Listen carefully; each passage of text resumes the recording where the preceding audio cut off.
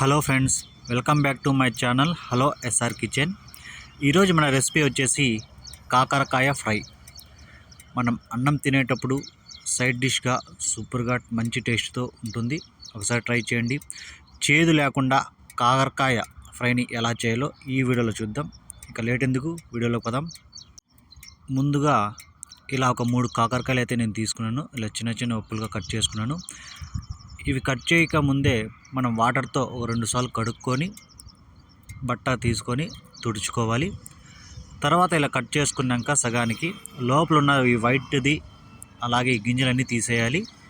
మొత్తం తీసేసిన తర్వాత ఇలా చిన్న చిన్న ముక్కలుగా కట్ చేసుకోవాలి.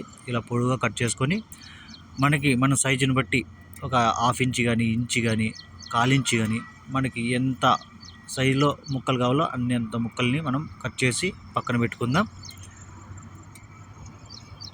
ఇలా అన్నీ కట్ చేసి పక్కన పెట్టుకున్న తర్వాత స్టవ్ ఆన్ చేసి పాన్ పెట్టుకొని అందులో మనం కట్ చేసి పెట్టుకున్న కాకరకాయ ముక్కల్ని వేసుకోవాలి. ఆయిల్ అయితే ఏం వేయకండి, ఆయిల్ అయితే ఇప్పుడు ఏం వేయనవసరం లేదు.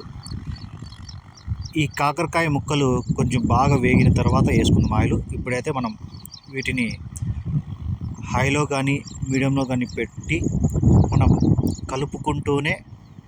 కలుపుతూనే మనం ఫ్రై చేసుకోవాలి. లేదంటే కింద అవి ఎక్కువ మాడిపోతాయి కాబట్టి మనం ఫ్రై చేసుకుందాం. మీడియంలో పెట్టుకొని ఫ్రై చేసుకుందాం. ఒక 5 నుంచి 6, 7 నిమిషాలు వీటిని బాగా ఫ్రై చేసుకోవాలి. ఇలా కొంచెం ఫ్రై అయినాక తర్వాత ఒక స్పూన్ అంత ఆయిల్ వేసుకుందాం. ఇలా ఆయిల్ వేసి ఒక 3-4 నిమిషాలు ఫ్రై చేస్తే మనకి ఇలా బాగా గోల్డెన్ కలర్కి వచ్చేస్తాయి. ఇలా గోల్డెన్ కలర్కి వచ్చినాక ఆయిల్ మనకి సపరేట్గా అవుతుంది కదా. అలా అయిన తర్వాత మనం శనగగింజల పొడిని వేసుకోవాలి. ఈ శనగగింజల పొడి వచ్చి శనగగింజలు బాగా వేపుకొని తెల్లగడ్డలు, సాల్టు వేసుకొని మిక్సీ పట్టుకుంటే మనకి శనగగింజల పొడి అయితే రెడీ అవుతుంది. ఆ శనగగింజల పొడి వచ్చి ఒక 2 స్పూన్లు అంత మనకి ఎంత కావాలో అంత వేసుకుందాం. ఎక్కువ వేసుకుంటే మళ్ళీ అంత టేస్ట్ ఉండదు. మనకి సరిపోయేంత మనం శనగగింజల పొడి వేసుకొని బాగా ఈ ఆయిల్ అంతా డ్రై అయ్యేంత వరకు మనం బాగా ఫ్రై చేసుకోవాలి. చూసారా, మనకైతే ఈ ఆయిల్ అయితే మొత్తం డ్రై అయిపోయింది. ఇక మనకిచ్చి ఈ కాకరకాయ ఫ్రై అయితే రెడీ అయిపోయినట్టే.